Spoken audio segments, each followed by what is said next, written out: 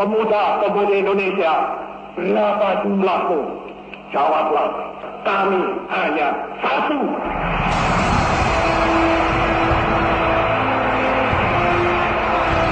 Hei pemuda-pemudi, hei seluruh rakyat Indonesia, mari kita berjalan terus dengan alat, antara lain alat persatuan Indonesia. Satu bahasa, satu tanah air, satu bangsa Indonesia.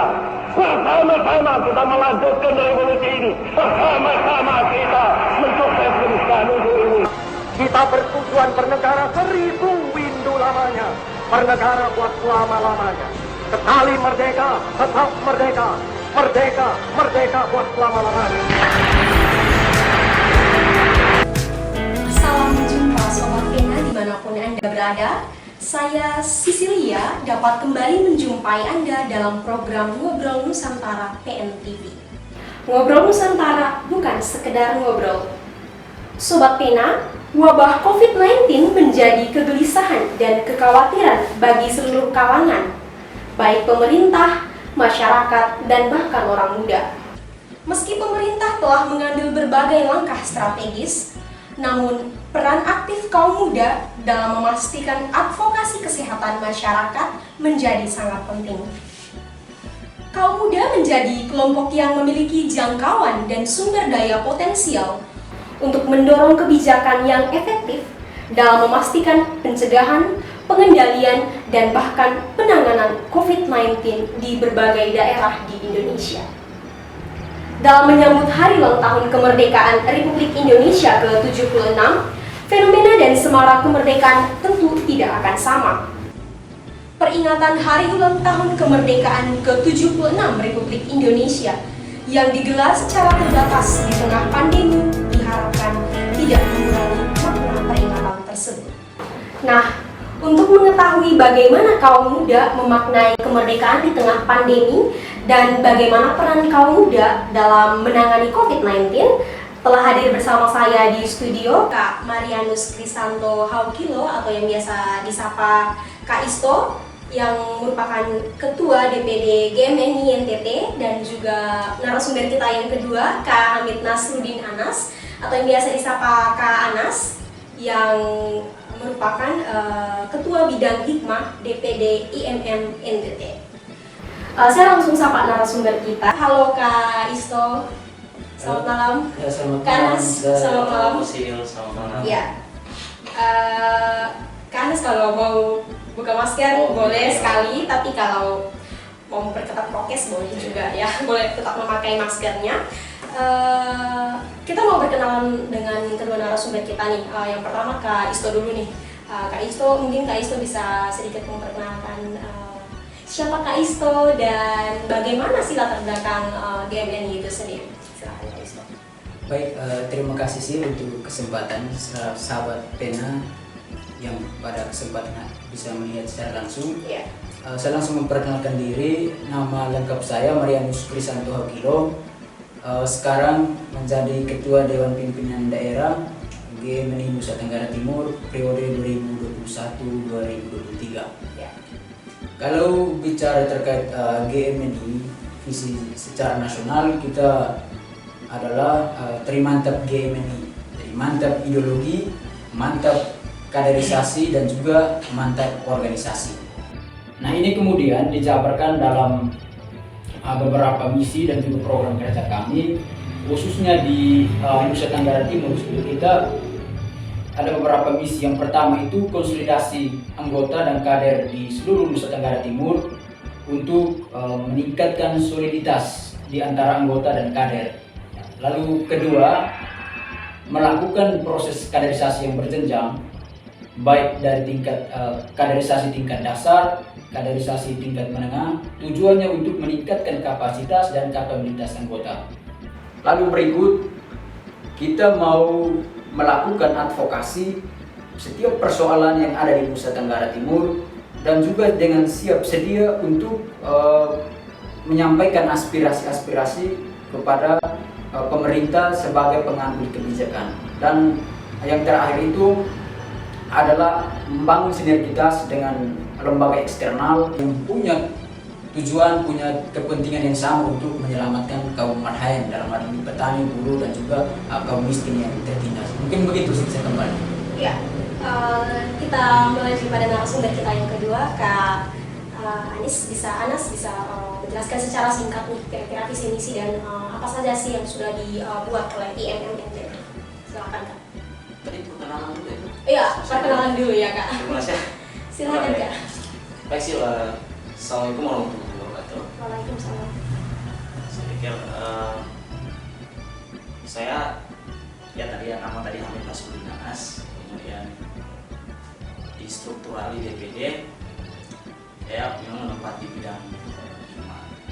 Dan hikmah ini penyebutan internal. Kalau kita definisikan secara dari luar, bidang hikmah ini dia mencakup politik, hukum, dan kebijakan publik. Jadi memang sebenarnya ini kebijakan publik, kemudian misalkan bicara soal pandemi hari ini ya, itu saya pikir menjadi apa ya, bagian saya dalam menyoroti misalkan kebijakan publik. Nah, IMM sendiri saya pikir kita ini karena organisasi otonom Muhammadiyah. Organisasi otonom Muhammadiyah ini dia di dalam lingkup Muhammadiyah atau menjadi anaknya Muhammadiyah. Nah, bicara Ikatan Mahasiswa Muhammadiyah artinya bicara Muhammadiyah. Kalau kita mau ulas lebih panjang kontribusi Muhammadiyah hari ini, kita bisa cek di rekam digitalnya. Muhammadiyah itu menyumbang negara, membantu negara dalam menghadapi pandemi COVID-19 ini sekitar 1 miliar. Padahal Muhammadiyah sendiri masih negara masih punya hutang ke Muhammadiyah itu 2,2 M. Tapi dia masih konsisten membantu negara. Karena nawacita Muhammadiyah atau tujuan Muhammadiyah itu sendiri adalah memanusiakan manusia atau mengangkat harkat dan martabat manusia. Istilahnya mungkin kita bisa mendefinisikan seperti atau maksud Muhammadiyah itu melawan kekufuran. Melawan kekufuran itu artinya kita menolak kemiskinan, kita menolak ketidaksejahteraan rakyat misalnya, atau kita menolak penindasan dan lain-lain sebagainya. Nah, itu saya pikir sih. Oh ya, baik. Terima kasih pertanyaan singkatnya. Luar biasa ya. Ternyata saya sampai terkaget-kaget. Pasti Sobat Pena juga terkaget-kaget ya. Wow, ternyata kerja dari GMNI dan IMM itu sangat nyata ya di tengah masyarakat. Seperti apa yang sudah saya tanyakan di awal nih tadi, kira-kira bagaimana peran IMM dan bagaimana peran GMNI NTT untuk menghadapi pandemi COVID-19 ini. Saya mau langsung melaju ke pertanyaan yang pertama nih. Kira-kira sudah ada beberapa poin yang ingin sekali saya dan juga Sobat Pena di rumah dan dimanapun ketahui tentang GMNI dan juga IMM.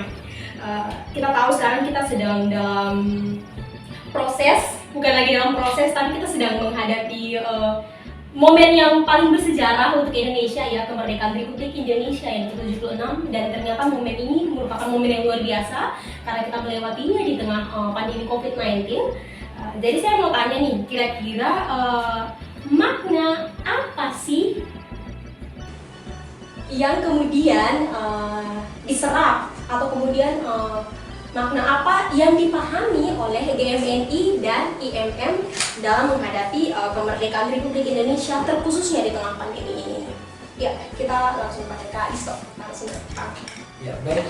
Terima kasih. Kalau terkait dengan bagaimana pemaknaan terhadap peristiwa proklamasi, tentu momen malam hari ini berkaitan dengan satu peristiwa maha penting dalam sejarah berdirinya bangsa ini. Ya. Dan di situ menunjukkan bagaimana peran pemuda di dalam memperjuangkan dan juga sumbangsi pikiran di dalam memproklamasikan kemerdekaan. Peristiwa malam hari ini tanggal 16 Agustus, kita masih ingat sejarah peristiwa Rengas Dengklok. Golongan muda dipelopori oleh Soekarni dan juga beberapa golongan muda lainnya menculik Bung Karno dan juga Muhammad Hatta ke Rengas Dengklok. Karena pasca kekosongan kekuasaan ketika Jepang mengalah terhadap sekutu, di situ Indonesia mengalami vacuum of power, kekosongan kekuasaan. Oleh karena itu, golongan muda inilah yang menggunakan situasi kekosongan itu untuk kemudian mendorong untuk secepatnya dilakukan proklamasi kemerdekaan. Saya membayangkan bagaimana apabila pemuda saat itu tidak dengan semangat yang progresif revolusionernya, maka hari ini kita belum tentu menikmati kemerdekaan. Kalau pemaknaan dalam situasi pandemi ini, memang mungkin semaraknya agak sedikit berbeda dengan beberapa tahun sebelumnya, tetapi ini sebenarnya suatu peristiwa maha penting juga untuk kita merefleksikan kembali, merenungkan kembali terkait dengan proses lahirnya negara ini juga. Banyak pendiri bangsa, tokoh-tokoh pendiri bangsa kita itu menggunakan ruang-ruang sunyi untuk melakukan kontemplasi. Di dalam ketika Bung Karno ingin melakukan pidato 1 Juni, ia melakukan kontemplasi. Apa permintaan, apa bisikan dari semesta untuk Bung Karno dan juga para pendiri bangsa untuk kemudian menyampaikan pikiran-pikiran terkait dengan dasar negara. Nah, mungkin ini yang mau kita sampaikan, bahwa walaupun di dalam pandemi seperti saat ini, tetapi kita tidak boleh kemudian menganggap kita lemah atau kita mengalami kekalahan di tengah pandemi ini. Tema tahun ini cukup menarik, Indonesia Tangguh, Indonesia Tumbuh. Nah, ini suatu seruan moral sebenarnya terhadap seluruh elemen bangsa ini agar memaknai peristiwa ini sebagai satu momentum, suatu ujian untuk menunjukkan bahwa kita punya kemampuan, kita punya kekuatan, kita tangguh untuk kemudian keluar dari pandemi ini. Mungkin seperti itu sih.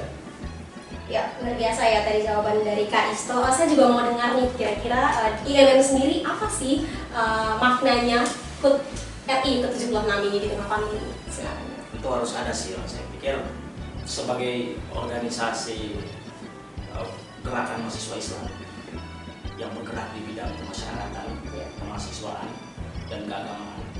Tentu hal-hal yang kita maksudkan tadi seperti perenungan, kita mengevaluasi sejarah berdirinya bangsa ini. Nah, saya mungkin lebih sedikit berbeda dengan Bung Betul tadi, bahwa hari ini kita tidak hanya sekedar merefleksi momentum 17 Agustus ini, tetapi kita merenungi dalam artian kita melihat lebih dalam kondisi bangsa hari ini dengan apa yang dicita-citakan oleh Founding Father. Misalkan kita mulai dengan satu pertanyaan, kenapa terbentuknya negara? Bisa jadi kita buat perkiraan-perkiraan, bisa jadi Founding Father dahulu yang mereka maksudkan kita harus bentukkan negara agar rakyat sejahtera. Di situ ada kepemimpinan, ada struktur pemerintahan, masyarakat dilindungi, dijaga, dirawat, dipelihara, dibantu dia atau ditunjang dia untuk dia bisa cerdas secara merdeka. Kalau kita berbalik di kondisi sekarang, tadi Bung Isto sempat singgung kondisi sekarang. Kita lihat semaraknya kurang terlihat. Justru saya lebih filosofis melihatnya. Mungkin bisa jadi masyarakat atau rakyat sendiri merasa mereka belum merdeka. Bisa jadi seperti itu. Karena kita bisa lihat itu atau kita bisa sebut itu karena bisa jadi dari kebijakan-kebijakan pemerintah yang justru memelaratkan rakyat. Kalau kita melihat, jadi cara kita mengevaluasi atau cara kita merenungkan momentum 17 Agustus ini dengan cara kita mengontrol pemerintah atau menegur pemerintah. Dari awal kemerdekaan hingga hari ini tentu sudah berganti-ganti kepemimpinan. Struktur negaranya tetap sama, tapi orang-orangnya berganti-ganti. Nah, kebijakan-kebijakan yang bergulir dari satu kepemimpinan atau satu presiden ke presiden yang lain mengalami perubahan-perubahan. Nah, perubahan yang kita maksudin apa? Perubahan ke arah yang lebih baik atau perubahan ke arah yang lebih buruk? Atau dengan kata lain, perubahan ke arah di mana masyarakat lebih sejahtera atau justru masyarakat tidak sejahtera? Nah, pertanyaan-pertanyaan ini harus kita masukkan dalam perenungan, sehingga kita tidak hanya selesai pada euforia. Biasanya kan orang sering setiap masuk momentum 17-an itu, mari kita gembirakan 17-an, mari kita memeriahkan, mari kita memeriahkan. Pertanyaan sederhana, apa yang harus kita meriahkan? Sedangkan rakyat masih ada yang lapar, rakyat masih ada yang tidak mampu sekolah, rakyat mungkin masih ada yang mengakses kesehatan mereka karena tidak punya uang, sakit tetap sakit. Nah itu saya pikir pertanyaan-pertanyaan itu yang seharusnya timbul daripada benar-benar anak muda, sehingga kita tidak berhenti menjadi fungsi kontrol atau menjadi generasi poros tengah yang selalu konsisten, tidak ke pemerintah, tidak di rakyat, tapi dia selalu mengingatkan pemerintah bahwa masih ada rakyat sebagai tanggung jawab negara. Saya pikir itu sih. Wow, tadi saya sempat mengutip dari apa yang Kak Anas katakan, bisa jadi masyarakat merasa belum merdeka. Nah, kalau kita bingkai dalam kondisi saat ini ya, pandemi COVID-19, mungkin COVID-19 itu menggantikan posisi penjajahan yang kemudian menjadikan masyarakat merasa bahwa kami belum merdeka, kami tidak merdeka. Nah, untuk menanggapi ini saya mau dengar pendapat dari Kak Isto ya. Apakah Kak Isto cukup setuju kalau kita bingkaikan dalam kondisi pandemi COVID-19? Apakah mungkin maksud Kak Isto merefleksikannya sebagai tidak merdeka dalam bidang lain nih, bukan dalam bingkai COVID-19? Silakan Kak Isto. Ya, jadi kalau pemaknaan merdeka ini dalam konteks 17 Agustus, mungkin kita memperingati hari ulang tahun Republik Indonesia, kemerdekaan Republik Indonesia ini ke-76. Tetapi dalam hal yang filosofis, memang kita harus meyakini bahwa kemerdekaan yang sejatinya belum kita capai. Hal itu dapat kita ukur melalui bagaimana pencapaian visi misi dari berdirinya negara ini, sebagaimana yang tertuang di dalam pembukaan Undang-Undang Dasar Negara Republik Indonesia. Di sana ada beberapa tujuan dari bernegara: mencerdaskan kehidupan bangsa, melindungi kehidupan masyarakat, dan banyak yang kemudian dituangkan dalam aturan. Tentu kalau kita melihat fenomena hari ini, pemaknaan kemerdekaan di tengah pandemi ini mau membangunkan kesadaran masyarakat dan juga pemerintah sebagai pengambil kebijakan bahwa orientasi ke depan kita itu mesti prioritaskan pada sains dan teknologi juga. Selama ini kita berkutat dengan persoalan isu agama, konflik, SARA, namun kita lupa bahwa persoalan yang paling penting adalah bagaimana proyeksi masa depan. Dan hari ini pemerintah pun sadar bahwa ternyata betapa pentingnya sains dan teknologi untuk kemudian diterapkan dalam bidang kesehatan. Kalau kita melihat bagaimana kemandirian bangsa, kepribadian nasional, dan juga keberdaulatan di dalam politik, kita belum mencapai itu. Di bidang kemandirian misalnya, vaksin yang hari ini digerakkan oleh pemerintah untuk mencapai herd immunity atau kekebalan komunal, justru itu diimpor. Belum kita bicara tentang pangan juga diimpor dari luar negeri. Bicara terkait keberdaulatan politik, saya pikir kita belum berdaulat secara politik. Hal ini kita lihat di tengah pemberlakuan PPKM ini, justru ada tenaga kerja asing yang masuk ke Indonesia. Nah, ini menunjukkan bahwa dari sisi keberdaulatan kita sebagai bangsa belum sepenuhnya berdaulat. Nah, kalau misalnya kita bercermin dari Trisakti Bung Karno tadi, bagaimana berdaulat di bidang politik, mandiri di bidang ekonomi, dan juga berpribadian nasional di bidang kebudayaan, saya boleh menyatakan bahwa kita belum merdeka dalam hal yang substantif. Dan seperti itu saya. Saya lihat tadi Kak Anas juga cukup setuju ya dengan poin-poin yang tadi sudah dikatakan oleh Kak Isto. Saya juga mau mendengar lebih lanjut nih, kira-kira makna dari belum merdeka yang tadi sempat Kak Anas singgung itu apa sih sebenarnya? Silakan, Kak. Saya mulai dengan satu satire. Kita buat perbandingan. Tadi betul yang disampaikan Bung Ketum tadi, bahwa pemaknaan kita soal kemerdekaan ini berversi-versi. Pemaknaan kemerdekaan menurut Jokowi beda dengan pemaknaan kemerdekaan menurut Bibi Halimah yang jual ikan di pasar malam. makna kemerdekaan menurut Jokowi berbeda dengan makna kemerdekaan milik Tante Yati yang jual sei babi di Jalan Liliba. Nah, setiap orang mendefinisikan kemerdekaan berbeda-beda.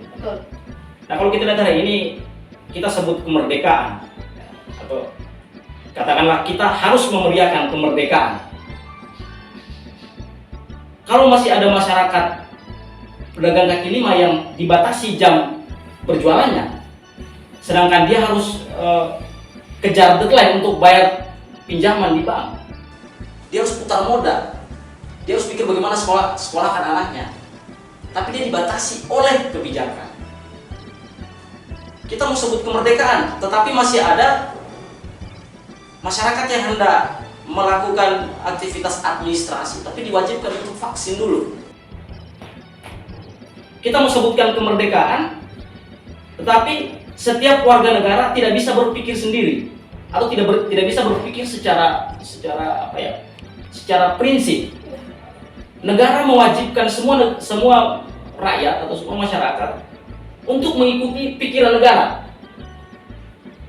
Nah, ini yang saya pikir perlu kita maknai sebagai satu catatan kelam bangsa ini, bahwa hari ini boleh pemerintah silakan mendefinisikan kemerdekaan itu ialah ketika bendera merah putih kita tancap itu yang kita tarik ke atas, ketika lagu kemerdekaan kita lantunkan saat kita menarik tiang bendera. Tetapi berbeda masyarakat justru dengan versi-versi dalam memaknai kemerdekaan itu. Saya pikir itu sih. Ya, menarik ya. Kita membahas tentang makna kemerdekaan, kita melihatnya dari banyak sisinya. Dari bagaimana pemerintah memaknai kemerdekaan, bagaimana orang-orang kecil seperti pedagang memaknai kemerdekaan. Ternyata banyak sekali kemerdekaan itu dimaknai. Iya, betul. Ini seru nih, menarik menurut saya. Kita berbicara panjang lebar tentang apa makna, kemudian apa keresahan juga. Saya mau melanjut ke poin kedua nih. Kira-kira kita yang hadir di sini adalah representasi dari orang-orang muda. Nah, sebagai orang muda, Kak Isto dan juga Kak Anas, kira-kira apa nih yang harus dilakukan oleh orang-orang muda selain saya dan juga Sobat Pena untuk terus mengobarkan semangat kemerdekaan, apalagi di tengah pandemi COVID-19? Silakan. Bisa dari Kak Isto lebih dulu. Silakan, Kak. Baik, saya berpikir bahwa memaknai kemerdekaan di tengah pandemi ini, yang perlu kita ambil dari situ ada warisi apinya, api perjuangan, bagaimana semangat pemuda yang pantang menyerah. Tentu kemerdekaan secara legal formal telah kita capai, hari ini kita boleh memperingati. Tetapi spirit dari para kaum muda, golongan muda itu yang perlu diwarisi, bagaimana semangat mereka. Tentu cara perjuangannya yang berbeda, beradaptasi dengan perkembangan zaman. Kita bandingkan dulu berjuang dengan bambu runcing, menggunakan tulisan di surat kabar maupun majalah untuk melakukan propaganda untuk bagaimana membangun semangat nasional, solidaritas nasional untuk mencapai kemerdekaan pada 17 Agustus. Nah, pemaknaan itu pada hari ini dengan adanya kemajuan teknologi informasi dan digitalisasi, kita harus terus melakukan transformasi, beradaptasi dengan kemajuan zaman. Tetapi yang penting di situ bahwa jangan sampai kita hanyut lalu kemudian terlarut di dalam kemewahan hedonisme yang saat ini ditawarkan oleh baik secara global maupun nasional. Tentu kepribadian kita sebagai bangsa Indonesia, identitas nasional kita itu yang melekat. Hari ini kita ketahui problem sosial yang terjadi masih mempertentangkan antara agama dengan Pancasila, konflik isu SARA, dan itu diamplifikasi oleh para politisi untuk bagaimana menggunakan momentum untuk mencari popularitas, elektabilitas. Padahal kita belajar dari sejarah, mudah-mudahan kita semua tidak amnesia sejarah, bahwa proses lahirnya negara ini sudah melalui konsensus bersama, baik golongan nasionalis, golongan Islamisme maupun para pejuang-pejuang, golongan muda dan golongan tua untuk kemudian memproklamasikan. Yang perlu kita lakukan hari ini adalah bagaimana mengisi kemerdekaan itu dengan karya-karya yang nyata, baik meningkatkan keterampilan, meningkatkan pengetahuan, dengan terus beradaptasi dengan perkembangan, tetapi jangan sampai melupakan identitas nasional kita sebagai bangsa Indonesia. Kalau saya melihat tren hari ini, ada TikTokers, ada segala macam aplikasi-aplikasi yang justru menawarkan kemewahan. Dari sisi perkembangan, hal itu tentu kita tidak bisa menghindari, tetapi mestinya dibarengi dengan upaya menguatkan kapasitas, menguatkan kemampuan, kematangan di dalam bagaimana berideologi dan juga menanamkan rasa cinta tanah air. Dan ini kepada pemerintah sebagai pengambil kebijakan. Mestinya aplikasi-aplikasi yang tidak bermanfaat itu diblokir saja, karena itu dapat secara tidak langsung dapat mengganggu konsentrasi dan juga mengganggu kenyamanan, keamanan dalam proses belajar mahasiswa maupun pelajar. Nah, ini mungkin pikiran-pikiran kita sehingga jangan sampai kita beradaptasi namun kemudian meninggalkan identitas nasional sebagai bangsa Indonesia. Karena itu sebenarnya tujuan utama bernegara kita adalah untuk membangun kesadaran nasional, untuk soliditas nasional, bergotong royong membangun bangsa ini. Mungkin begitu sih. Kalau saya melihatnya, bagaimana jika ternyata aplikasi-aplikasi atau kemudian teknologi-teknologi yang diberikan oleh pemerintah ternyata justru merupakan suatu ruang bagi muda-mudi, bagi kaum muda untuk terus beraktivitas, terus berkreativitas, terus berinovasi. Karena kembali lagi ya, kita orang muda, kita punya semangat muda, seharusnya kita juga punya bisa kita bilang self control. Jadi kita bisa mengontrol diri kita sendiri menurut saya. Atau bagaimana menurut Kak Anas? Nah, hal itu sebenarnya dilakukan oleh teman-teman Bina Nusantara, oleh Sisil itu sendiri, CPA. Karena kita melihat kondisi hari ini, lalu kita tidak hanya berdiam diri, tapi bagaimana cara kita menghadapi keadaan ini dengan suasana yang produktif. Betul. Nah, hari ini ya tetap dilakukan oleh orang yang paling pertama atau kelompok yang paling pertama melakukan apa yang tadi saya maksud adalah teman-teman Bina Nusantara. Nah, saya malah melihat betul tadi karena memang teman-teman BM ini harus identik ya dengan kemerdekaan. Dan kemerdekaan itu harus kita sebutkan, atau harus kita taruh sebut saja sebagai kekuatan kita. Kita jadikan itu sebagai satu catatan bahwa dulu pernah ada suara merdeka, bahwa pernah ada semangat bersama oleh founding father bangsa ini, bahwa kita hendak memerdekakan bangsa kita dari penjajahan. Dengan kalimat yang sama kita pakai untuk dalam artian yang lebih filosofis, kita jadikan itu sebagai telos. Nah, sebagai telos kita bahwa kita akan tetap mengejar kemerdekaan itu. Atau dengan kata lain, kita akan tetap menggali kemerdekaan itu. Nah, ini seharusnya sebagai anak muda tadi seperti yang saya bilang, sebagai anak muda ya kita harus betul-betul menjadi orang yang harus mendidik rakyat. Muhammadiyah hari ini kita lihat tugas-tugasnya bersama rakyat, atau misi yang paling utama dimuat atau dibawa oleh Muhammadiyah adalah rakyat. Kenapa rakyat? Kenapa tidak instansi atau pemerintahan? Karena kondisinya rakyat masih dimarginalkan. Itu ya.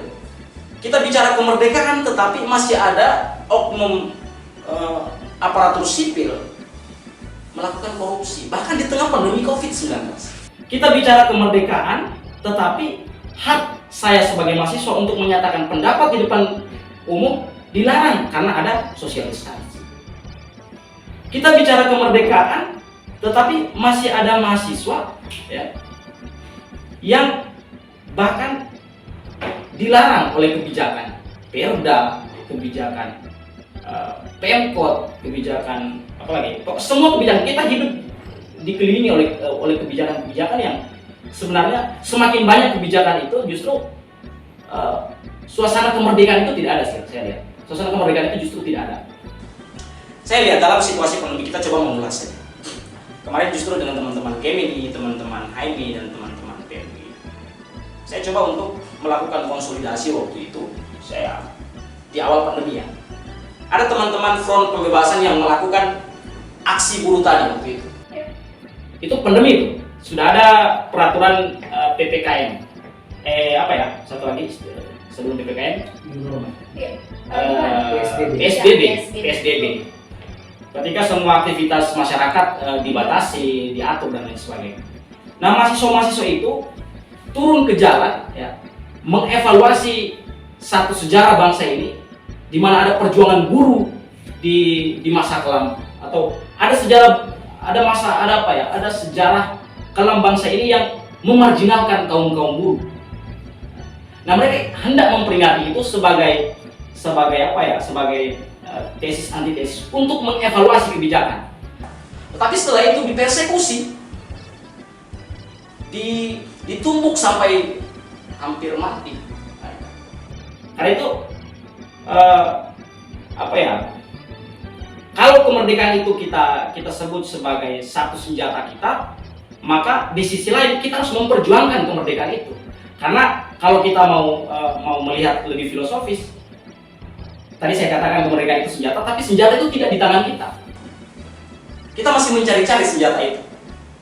Karena itu upaya kita untuk tetap kritis misalkan, atau tetap sebut saja wujud kita dengan cita-cita cita-cita anak muda. Bahkan di awal berdirinya bangsa ini ada kelompok-kelompok anak muda yang turut menyuarakan kemerdekaan itu, menjadikan mereka sebagai agent of control. Fungsi mereka mengontrol pemerintah, karena pemerintah bertugas untuk mensejahterakan rakyat. Nah, kita harus terus-menerus meyakinkan diri kita bahwa kita tidak bisa terlepas dari fungsi tadi, sehingga efektivitas daripada anak muda atau produktivitas daripada anak muda tetap tersinyalirkan hanya untuk kesejahteraan rakyat. Saya pikir itu sih. Tadi Kak Anas juga sudah sempat menyinggung ya, kira-kira bagaimana kemudian kinerja pemerintah, apa yang pemerintah lakukan di tengah pandemi, apa imbas yang kemudian dari peraturan-peraturan itu kepada masyarakat, apalagi kepada gerakan-gerakan pemuda ya. Saya mau lanjut ke pertanyaan berikutnya, ini juga cukup menarik nih. Kira dari apa yang sudah dikatakan oleh Kak Anas dan juga diceritakan oleh Kak Isto tadi, kira-kira pengawasan apa sih yang sudah dilakukan oleh GMNI dan juga IMM terhadap kinerja pemerintah, khususnya di dalam lingkungan pandemi ini? Silakan, bisa Kak Isto, silakan. Baik, kalau terkait dengan pengawasan GMNI, spirit GMNI kan organisasi kader, organisasi gerakan, dan juga organisasi perjuangan. Oleh karenanya, sejak dari berdirinya GMNI, pasti terus berjuang bersama rakyat untuk mencapai cita-cita, yaitu mewujudkan sosialisme Indonesia. Nah, kalau misalnya di dalam situasi pandemi seperti ini, banyak pikiran-pikiran yang disampaikan kepada pemerintah sebagai pengambil kebijakan. Hal yang kami lakukan di GMNI NTT misalnya, kemarin kita kritisi terkait vaksin berbayar dan vaksin yang gratis, bahwa kalau kita melihat ketika vaksin ini dilakukan secara berbayar, maka kita meragukan keberpihakan negara di dalam situasi pandemi seperti ini. Jangan sampai momentum seperti ini, di saat pandemi seperti ini, ada kelompok-kelompok tertentu yang memanfaatkan kesempatan untuk mengakumulasi kapitalnya, untuk mencari kekayaan. Nah, ini yang kemudian kita kritisi, dan kemudian dibatalkan vaksin berbayar dan vaksin gratis. Satu persoalan yang di dalam pandemi ini adalah pemberlakuan PPKM. Secara nasional, PPKM diberlakukan hingga tanggal 23 Agustus ya. Tentu ini memberikan dampak kepada masyarakat secara ekonomi, sosial, dan juga aktivitas pendidikan. Nah, kalau misalnya secara logika, ketika PPKM diterapkan, mestinya angka kasus COVID semakin menurun. Tetapi yang terjadi, PPKM begitu diperketat, namun angka COVID terus meningkat. Nah, kalau misalnya kita melihat dari fenomena seperti itu, kita mau usulkan seperti ini. Mestinya tes rapid antigen dan PCR itu harus dilakukan secara gratis. tanpa perlu berbahaya. Karena ini pandemi ini adalah pandemi bersama, bukan hanya masyarakat yang mengalami, tetapi pemerintah dan masyarakat sama-sama mengalami. Oleh karena itu, ini juga menjadi pikiran kita bahwa salah satu kelemahan kita selama ini pemberlakuan PPKM namun angka COVID terus ada dan bahkan meningkat adalah kurangnya testing dan treatment dan tracing. Nah, oleh karenanya kita mengusulkan agar di dalam pemberlakuan PPKM ini harus diberikan pelayanan rapid test antigen dan juga PCR gratis. Karena ketika testing ini dilakukan secara gratis, maka masyarakat yang mengalami gejala-gejala COVID, dia bisa ke puskesmas atau ke pelayanan rumah sakit terdekat untuk melakukan tes. Hari ini, akhir-akhir ini, masyarakat justru takut terhadap rumah sakit. Hal ini bukan atas asumsi GMNI, tidak, tetapi banyak pengakuan. Karena ketika sampai di rumah sakit, pertama sudah berbayar tesnya, namun ada dugaan meng-COVID-kan. Nah, ini yang selalu kita sampaikan ke masyarakat untuk selalu taat terhadap protokol kesehatan, tetapi kita mengkritik kebijakan pemerintah untuk mengevaluasi rumah sakit dan juga Satgas COVID kalau untuk wilayah Nusa Tenggara Timur. Mungkin beberapa peristiwa aktual yang kita sampaikan pikiran-pikiran kita. Kita juga mendorong masyarakat untuk terbentuk kesadaran kolektif bahwa pandemi ini adalah pandemi bersama.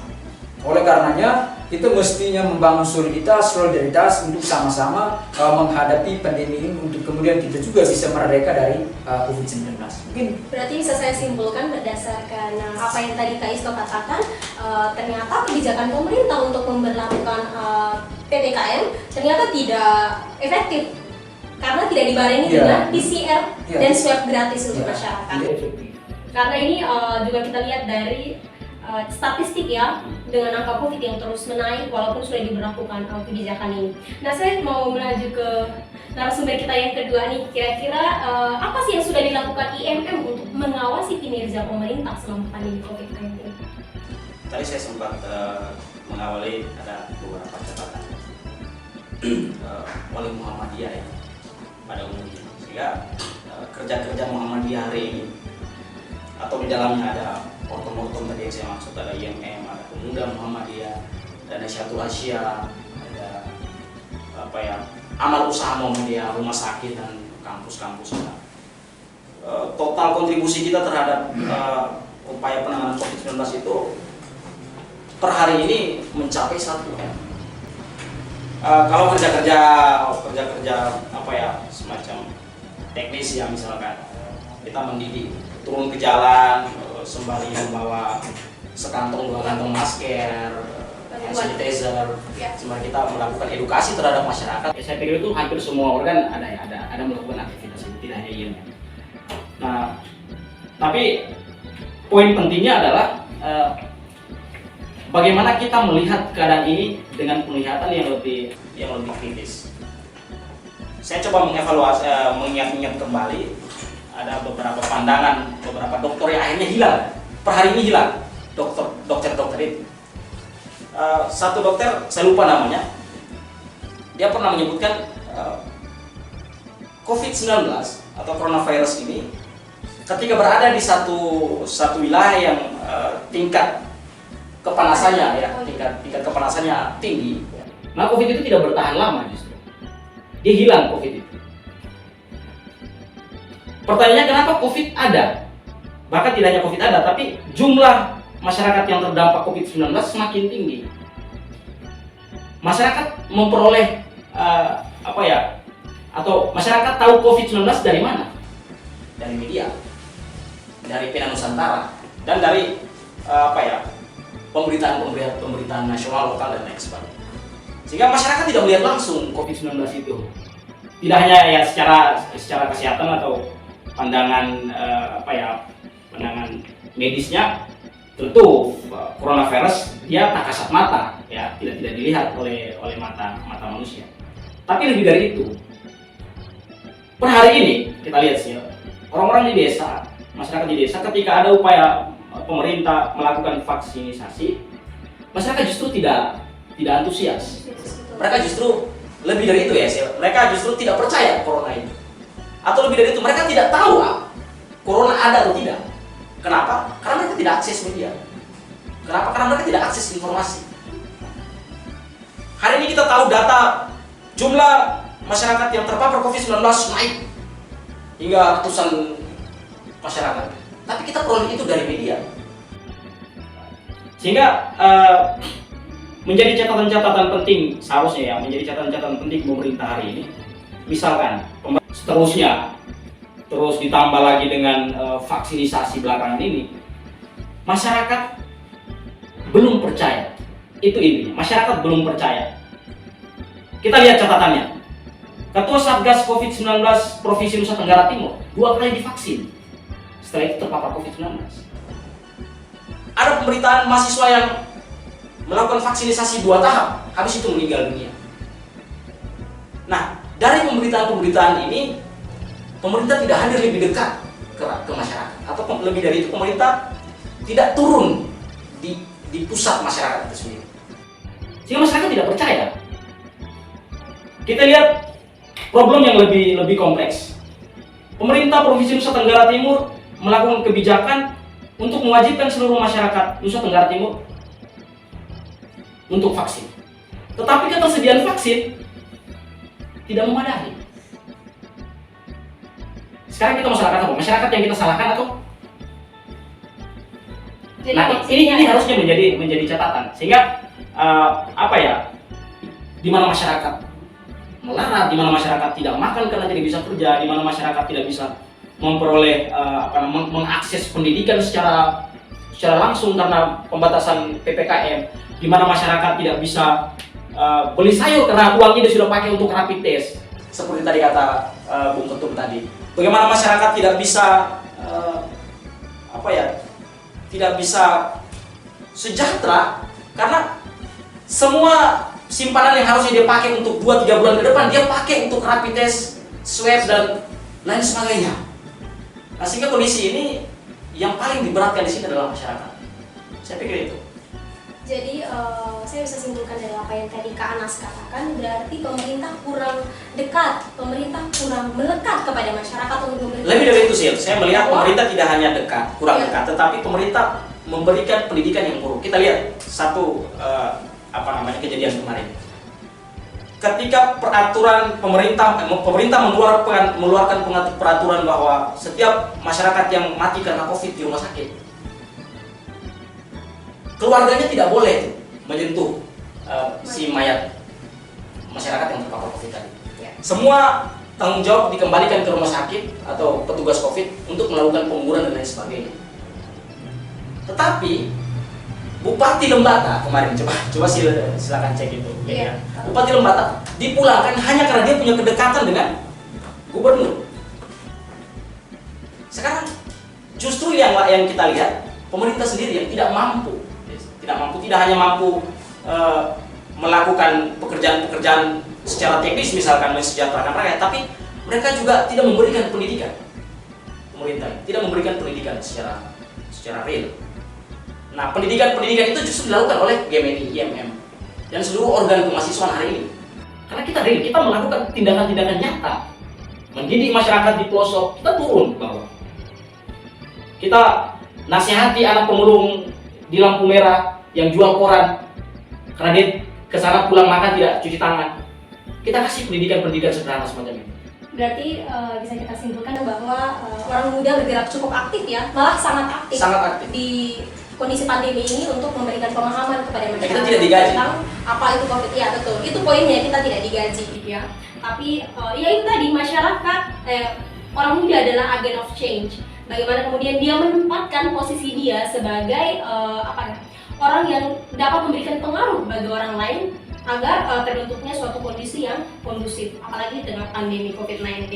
Nah, kita berbicara panjang lebar nih tentang pengawasan-pengawasan yang dilakukan oleh GMNI dan juga IMM terhadap kinerja pemerintah dalam menangani COVID-19. Saya juga mau bertanya nih, kira-kira apakah yang harus dilakukan orang muda di tengah pandemi COVID-19 ini? Seperti apakah kira-kira orang muda walaupun tidak bergabung dalam organisasi seperti GMNI dan IMM ataupun organisasi lokal lainnya, apakah dia secara pribadi juga bisa nih melakukan sistem pengawasan atau memberikan pengawasan sendiri terhadap kinerja pemerintah, terhadap apa yang ditetapkan pemerintah sebagai aturan untuk mengurangi COVID-19. Silakan.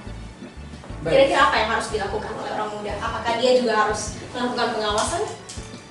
Jadi sebenarnya pandemi ini juga bisa sebagai momentum untuk transformasi digital di dalam kehidupan. Kita contohkan saja di bidang pendidikan. Hari ini siswa maupun mahasiswa diberlakukan sistem kuliah maupun sekolah secara online. Tetapi kalau kita lihat kenyataannya hari ini, Nusa Tenggara Timur belum sangat siap untuk menerapkan pendidikan sistem daring. Hal ini yang pertama, beberapa persoalan yang kita temui. Yang pertama, akses jaringan belum internet, belum merata sampai ke pelosok-pelosok daerah. Lalu yang kedua adalah sumber daya manusia di masing-masing daerah yang belum mencukupi untuk bisa mendampingi siswa di dalam melakukan kuliah online. Mana mungkin orang tuanya yang tidak terbiasa dengan gadget, lalu diterapkan sistem pendidikan secara online. Nah, ini kemudian terjadi kontradiksi antara kebijakan yang dibuat dengan kondisi real di lapangan. Oleh karena itu, kepada orang muda, hal yang perlu kita lakukan adalah bagaimana dengan adanya kemajuan teknologi ini, transformasi digitalisasi yang semakin canggih ini, tentu diisi dengan hal yang positif. Saya pikir yang dilakukan oleh sahabat Pena Nusantara malam hari ini adalah satu sisi positif, menggunakan dan manfaatkan teknologi untuk memberikan edukasi kepada masyarakat. Nah, itu yang tadi saya kritisi, bahwa kalau misalnya kemajuan teknologi ini kita tidak difilter secara baik, maka justru akan menjerumuskan orang muda ke dalam kehancuran. Ada satu pernyataan yang mengatakan bahwa jika ingin merusak satu bangsa, hancurkanlah generasi mudanya. Bayangkan kalau hari ini orang muda sudah dirasuki pikirannya dengan konten-konten yang negatif, dengan isu sara, hoax, ujaran kebencian yang begitu beredar luas lewat media sosial. Hal itu akan berdampak terhadap generasi masa depan. Oleh karenanya, satu hal yang perlu kita buat dan kita lakukan saat ini adalah bagaimana menggunakan media sosial sebagai wadah untuk melakukan sosialisasi, menghadirkan konten-konten yang positif, yang kreatif, untuk kemudian sama-sama kita berkontribusi terhadap pembangunan bangsa ini. Terutama dalam pandemi ini, kita menjadikan media-media sosial kita sebagai wahana untuk kita menyampaikan informasi-informasi yang baik, informasi-informasi yang benar, sehingga masyarakat kita tidak termakan oleh isu hoax yang begitu beredar luas melalui media-media sosial. Ya, mungkin itu beberapa hal yang perlu kita lakukan. Artinya orang muda harus jauh lebih kritis dan juga jauh lebih bijak dalam menggunakan media ya, dalam bermedia. Iya, mestinya orang muda ini punya peran penting. Karena dari sisi kemampuan sumber daya manusianya cukup mumpuni untuk bisa menjadi pelopor, menjadi penggerak untuk menata bangsa ini, menata kehidupan masyarakat masa depan, terutama di tengah pandemi ini. Kalau misalnya orang mudanya apatis, orang mudanya kemudian merasa acuh tak acuh terhadap situasi seperti saat ini, maka yang terjadi adalah kita akan terus terpuruk di dalam situasi seperti ini. Beberapa hal yang kita lakukan, misalnya diskusi secara virtual dan juga pendampingan terhadap beberapa kelompok masyarakat yang memang membutuhkan sentuhan bantuan dari teman-teman aktivis mahasiswa, itu sebenarnya kontribusi kita secara nyata. Tetapi tidak selamanya harus berorganisasi baru bisa membantu masyarakat. Banyak hal kita lakukan. Yang penting timbul kesadaran bersama, kesadaran kolektif kita, bahwa dengan sumbangsi kita, pikiran kita, maupun dalam tindakan nyata kita bisa memberikan sumbangan untuk bangsa dan negara ini. Kita melaju ke Anas, kira-kira apakah sama poinnya dengan yang dikatakan oleh Kak Ista atau juga mungkin ada yang lain? Itu perintah undang-undang sih. Ya. Di dalam Undang-Undang Nomor 28 tahun 1945, dan ada juga di Undang-Undang Nomor 9 tahun 1998. Setiap warga negara dia berhak dijamin undang-undang atau dia dilindungi undang-undang. untuk menyatakan tesis, sintesis, dan antitesisnya terhadap keadaan bangsa atau terhadap keadaan di wilayahnya. Tadi pertanyaan menarik sih, saya pikir terus bagaimana yang dilakukan oleh anak muda yang tidak tercover atau tidak tergabung di dalam organ-organ, di dalam organ-organ mahasiswa. Mereka secara prinsip seharusnya punya kesempatan yang sama. Jadi yang dimaksudkan Undang-Undang Nomor 9 tahun 1998 atau yang dimaksudkan Undang-Undang Nomor 28 tahun 1995 tidak hanya untuk Gemini dan IMM atau anak muda Gemini dan IMM, tetapi untuk warga negara Indonesia. Di dalam traktat hak asasi manusia juga ada termaktub asas-asas istilah-istilah itu. Sehingga sebenarnya yang dimulai seharusnya, ya, menurut saya yang harus dimulai oleh anak muda itu sendiri adalah bagaimana dia melakukan catatan-catatan kecil di dalam kepala. Lebih filosofis, dia harus mengeluarkan pertanyaan-pertanyaan yang harus banyak. Dan pertanyaan-pertanyaan itu harus dia keluarkan. Sehingga produktivitas dia sebagai anak muda atau produktivitas dia sebagai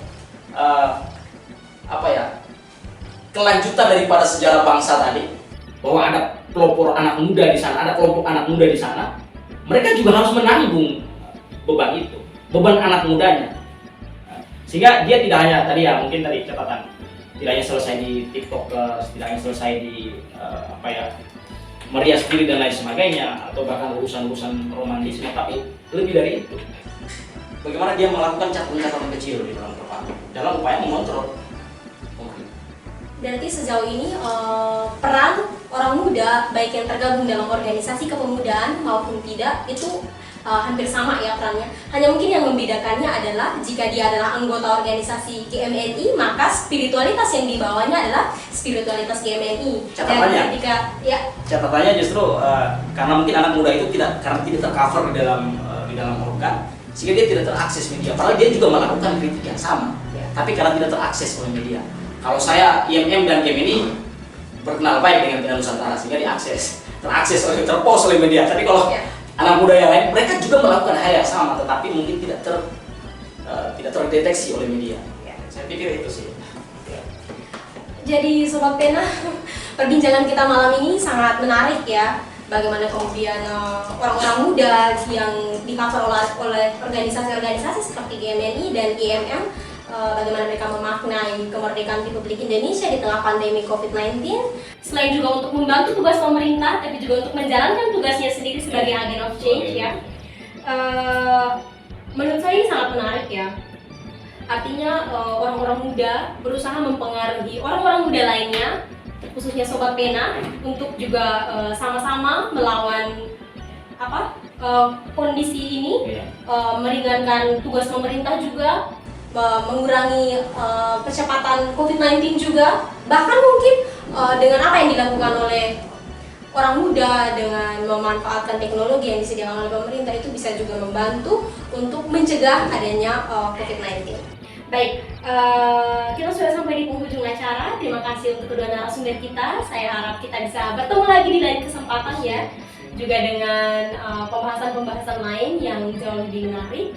Dan juga Sobat Pena, terima kasih sudah menyaksikan episode kita kali ini tentang bagaimana orang-orang muda memaknai kemerdekaan Republik Indonesia di tengah pandemi COVID-19. Untuk teman-teman muda yang mau mengakses informasi lebih lanjut yang aktual dan juga faktual, silakan Anda hubungi Pena Nusantara melalui link di bawah ini. Dan juga saya juga ingin tahu nih kira-kira apa sih makna kemerdekaan Republik Indonesia di tengah pandemi COVID-19 oleh Sobat Pena. Jadi Sobat Pena bisa meninggalkan jejak di kolom komentar kami, silakan. Untuk itu saya juga sekali lagi mengucapkan terima kasih untuk kedua narasumber kita.